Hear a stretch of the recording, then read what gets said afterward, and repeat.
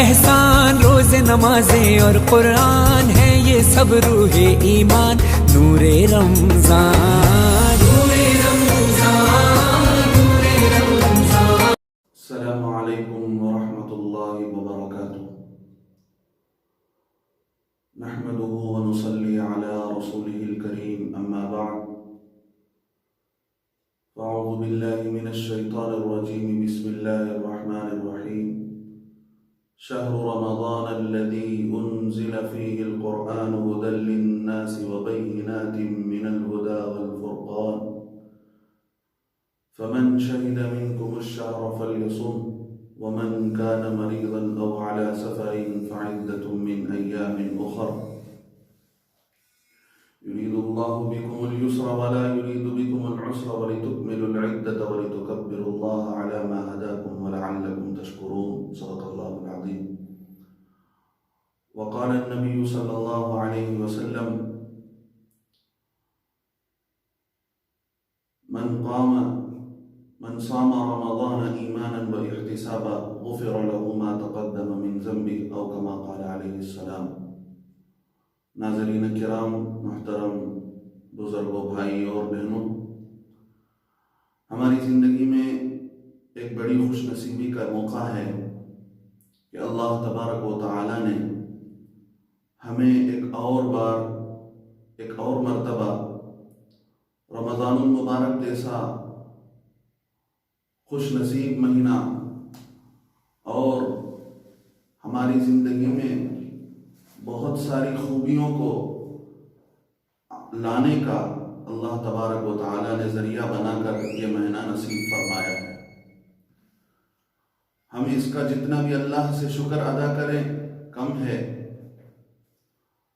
لیکن اللہ تبارک و تعالی کی اس احسان کا شکر اسی وقت ادا ہو سکتا ہے جب اس مہینے کی ہم صحیح معنوں میں قدر کریں اور اس میں رب ذوالجلال کے احکامات اور اس کے منشے کے مطابق ہم اپنی زندگی کو گزاریں۔ بزرگ و دوستو، اس مہینے کا بڑا گہرا تعلق قرآن مجید سے ہے، اور قرآن مجید ایک ہدایت والی کتاب ہے۔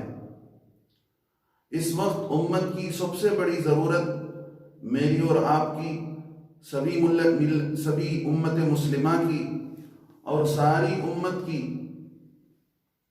یہ ضرورت ہے کہ ہمیں صحیح ہدایت، خدا رب ذوالجلال کی صحیح رہبری نصیب ہو جائے، اور خدا کی یہ رہبری اور خدا کا یہ انعام جو قرآن کی شکل میں، ہدایت کی شکل میں ہمیں دی گئی ہے، اس کو صحیح معنوں میں ہم استعمال کریں اور اس سے ہم صحیح معنوں میں فائدہ اٹھائیں۔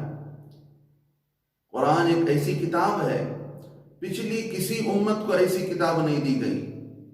اللہ نے اس امت کو ایک ایسی کتاب دی ہے جس کی حفاظت کا اللہ نے خود انتظام فرمایا، اور اس کو امت مسلمہ کے خوش نصیبوں کے سینوں میں محفوظ فرما دیا، اور جب سے یہ کلام پاک اترا ہے اس وقت سے لے کر آج تک اس کی ساری چیزیں، قرآن پاک کے الفاظ و حروف اور اس کے پڑھنے کی ترتیب، اس کے معنی، مطالب، ترجمے، تفاسیر، سارے کے سارے محفوظ کر دیے گئے ہیں۔ ہم تک جن واسطوں سے جو لفظ پہنچا ہے، قرآن پاک کا چھوٹا لفظ یا بڑا لفظ ہم تک جو پہنچا ہے، ہر اعتبار سے، تاریخی اعتبار سے، حدیث کے اعتبار سے اور گرامر کے اعتبار سے، تفسیر اور معنی اور مطالب کے اعتبار سے، یہ ساری کی ساری چیزیں محفوظ ہیں، اور یہ امت بڑی خوش نصیب ہے، اس کو یہ کتاب دی گئی ہے۔ اور رمضان المبارک کا بڑا خاص تعلق اس کلام اللہ سے ہے۔ اللہ خود اپنے کلام میں فرماتے ہیں شہر رمضان، اللہ رمضان کے مہینے کا تعارف اپنے کلام پاک میں فرماتے ہیں یہ وہ مہینہ ہے۔ اللہ یہ نہیں کہتے کہ اس میں ہم نے روزے رکھے ہیں، ضرور اس میں روزے رکھے ہیں اور اس میں ہمارے لیے کئی سارے احکامات دیے گئے ہیں، لیکن اللہ جس کو ہمارے لیے सबब तफाखुर फखर का और हमारी बेहतरी का सबब बनाते हैं। फरमाते हैं कि ये वो महीना है जिसमें हमने कुरान को नाजिल किया है। शहरु रमज़ान अल्लज़ी उन्ज़िल फ़ीहिल कुरान। क्या है कुरान पाक? ये कुरान पाक क्या है? अल्लाह फरमाते हैं हुदल लिन्नास, हमने लोगों के लिए हिदायत का सामान रखा है। ये हिदायत वाली किताब है। इसको अगर हिदायत का सामान समझकर इससे फायदा उठाया जाएगा तो हमेशा के लिए किताब हमें राह बताएगी हिदायत के लिए और हमें काम आएगी। बुजुर्गान मिल्लत, हम देखें कि हम इस रमज़ान की शुरुआत देखते के देखते हमसे 3 तरावी निकल गई, 3 रोज़े ख़त्म होने को हैं। अभी कुछ और अय्याम और बाकी अय्याम जितने हैं, लेकिन हम इस रमज़ान की कदर करें, इस रमज़ान की कदर करें। यो अल्लाह के नबी सल्लल्लाहु अलैहि वसल्लम की हदीस है। आप अंदाज़ा करें, एक माँ बाप हैं, एक उनका हक है, दूसरे नंबर पर अल्लाह के नबी सल्लल्लाहु अलैहि वसल्लम और आपकी अल्लाह के नबी सल्लल्लाहु अलैहि वसल्लम और आपके एहसानात की बुनियाद पर उम्मत मुस्लिमा के लिए जो दरूद पाक का हुक्म दिया गया, तो इन दोनों एहसानात के बराबर तीसरा एहसान अल्लाह के नबी सल्लल्लाहु अलैहि वसल्लम के सदक़े तुफ़ैल से रमज़ानुल मुबारक की शक्ल में हमें दिया गया। लंबी हदीस है, अल्लाह के नबी सल्लल्लाहु अलैहि वसल्लम मिंबर पर तशरीफ फरमा हुए, पहली सीढ़ी पर कदम रखकर आमीन फरमाया, फिर दूसरी सीढ़ी पर कदम रखकर आमीन पर फरमाया, फिर तीसरी सीढ़ी पर कदम रखकर आमीन फरमाया। सहाबा ने खुतबा के बाद नबी अलैहिस्सलातु वस्सलाम से पूछा, अल्लाह के नबी कभी हमने आपको ऐसे करते नहीं देखा, क्या बात है? अल्लाह के नबी सल्लल्लाहु अलैहि वसल्लम ने यही फरमाया, मैंने पहले सीढ़ी पर कदम रखा तो फरिश्ते हजरत जिब्रील अलैहिस्सलातु वस्सलाम ने आकर फरमाया, हलाक हो जाए वो आदमी जिसने रमज़ान जैसा महीना पाया हो, फिर भी उसमें अल्लाह को राजी करके, अल्लाह से रोद हो करके, अल्लाह से इबादत और रोज़ों के ज़रिए से करीब हो करके उसने अपनी ज़िंदगी को बख्शवा न लिया हो, अपने गुनाहों को माफ़ न करवा लिया हो, ऐसा आदमी हलाक हो जाए। और दूसरी सीढ़ी पर फरमाया, हलाक हो जाए वो आदमी जिसको माँ बाप बुढ़ापे की हालत में जिसने माँ बाप को पाया हो, फिर उनकी खिदमत करके अपने लिए जन्नत में कोई जगह रिजर्व न करवा लिया हो, ऐसा आदमी हलाक हो जाए। तीसरी सीढ़ी पर फरमाया, हलाक हो जाए वो आदमी जिसने मेरे नाम को सुनने के बावजूद मुझ पर दरूद न भेजा हो। बुजुर्गान मिल्लत, हम समझें, एक तरफ अल्लाह के नबी और आपके एहसानात और आप पर दरूद भेजने का हुक्म, दूसरी जानिब अल्लाह के नबी सल्लल्लाहु अलैहि वसल्लम के जरिए से कि अल्लाह के नबी अलैहिस्सलातु वस्सलाम के हुक्म के मुताबिक माँ बाप की खिदमत और उनके एहसानात, इन दोनों के बराबर रमज़ान को बताया गया कि इस रमज़ान का कितना बड़ा एहसान है, उसकी कदर करना इस उम्मत पर कितनी बड़ी जिम्मेदारी है। एक हदीस में फरमाया, जो शख्स इस महीने में महरूम रहा वो सारे ही खैर और खूबियों से महरूम रहा। बुजुर्गान मिल्लत, अजीज नौजवानों, मैं आपसे गुजारिश करूंगा, ये महीना हम फजूलियात में, इधर उधर की चीज़ों में, बेकार कामों में हम न लगाएं। ये महीना हमारे लिए बख्शिश का और हमारे लिए ये महीना बरकतों का और रहमतों के आने का जरिया बने। हम लग़वियात में, इधर उधर की चीज़ों में, मोबाइल जैसी अपने औकात को ज़ाय करने वाले चीज़ों में हम अगर अपने आप को खपा देते हैं, अपने औकात को इसी में ज़ाय कर देते हैं, तो हमारे लिए और कोई बेहतरी नहीं आ सकती है। किताबों के अंदर लिखा है, जिस ज़माने में भी कोई मुहलिक मर्ज फैला है, उस ज़माने के लोगों ने जहाँ एहतियात किया, उस ज़माने के लोगों ने जहाँ एहतियाती पहलू बरता, दवाई का इस्तेमाल किया, उसी के साथ साथ उन्होंने अल्लाह से रुजू किया, तौबा इस्तिग़फ़ार किया और अपने गुनाहों की बख्शिश करवाने का पूरा इंतज़ाम किया। हमारे लिए रमज़ान बड़ा ही गोल्डन अपॉर्चुनिटी है, हमारे लिए एक सुनहरा मौका है। ہمیں اللہ کی طرف سے خود بخود یہ چیز دی گئی ہے، اس میں ایمان والوں کی طبیعت نیکیوں کی طرف خود بخود آگے بڑھ جاتی ہے، اور ایمان والا نیکیوں کی طرف آگے بڑھتا چلا جاتا ہے۔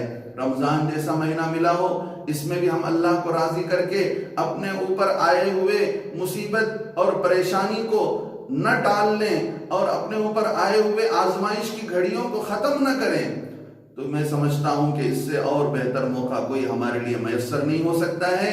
لہذا اس مہینے کا بڑا گہرا تعلق قرآن پاک سے ہے۔ اللہ کے نبی صلی اللہ علیہ وسلم فرماتے ہیں، حضرت جبرائیل علیہ السلام کو اللہ کے نبی صلی اللہ علیہ وسلم رمضان المبارک میں قرآن سنایا کرتے تھے، دور ہوتا تھا قرآن پاک کا۔ صحابہ رضی اللہ عنہم اجمعین کا بھی عام معمول تھا۔ حضرت امام اعظم ابو حنیفہ رحمۃ اللہ علیہ کے بارے میں لکھا ہے، اور امام شافعی اور امام انس ابن مالک ابن انس کے بارے میں لکھا ہے، ان کا معمول 60 قرآن ختم کرنے کا تھا پورے مہینے کے اندر۔ اس کے اعتبار سے روزانہ 2 قرآن پاک ختم کیا کرتے تھے۔ آپ اندازہ کر کے دیکھیں کہ ان کا کیسا معمول تھا۔ امام زمخشری رحمۃ اللہ علیہ لکھتے ہیں، سلف صالحین کی یہ عادت رہی کہ وہ رمضان میں اور عبادتوں کو کم کر دیتے تھے، لیکن قرآن پاک کو زیادہ سے زیادہ قرآن پاک کی تلاوت کیا کرتے تھے۔ لہذا قرآن پاک سے جڑنے کی ضرورت ہے، قرآن پاک کی تلاوت کو ہم جو ہے زیادہ سے زیادہ اس کا اہتمام کرنے کی ضرورت ہے۔ اسی کے ساتھ ساتھ قرآن کی ہدایت، قرآن جو ہدایت کی کتاب ہے، اب اس کے اعتبار سے بھی ہم قرآن کو معنی کے اعتبار سے سمجھنے کی بھی ضرورت ہے، قرآن کی تفسیر کو بھی سمجھنے کی ضرورت ہے۔ اللہ کا فضل ہے، اس جو انٹرنیٹ کا دور ہے، اس میں کئی سارے علماء کرام اور مفسرین کرام اور اسلامی اسکالرز، ان کے بیانات اور تفاسیر روزانہ ہوتے ہیں۔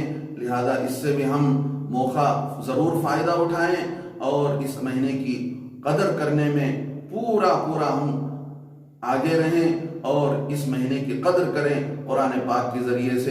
اللہ کے نبی علیہ السلام کی حدیث ہے، آپ صلی اللہ علیہ وسلم کا خرچ جو آپ عام دنوں میں خرچ کیا کرتے تھے،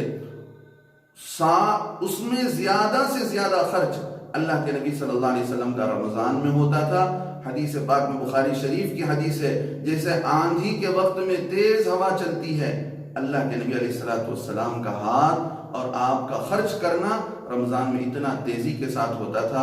غربا ہیں، یتیم ہیں، مساکین ہیں، حاجت مند ہیں۔ اس لاک ڈاؤن کی وجہ سے کئی سارے خاندان پریشان بیٹھے ہیں، لہذا ان کا خیال کرنا اور ان کا جو ہے پورا کا پورا لحاظ رکھنا ہماری ذمہ داری بنتی ہے۔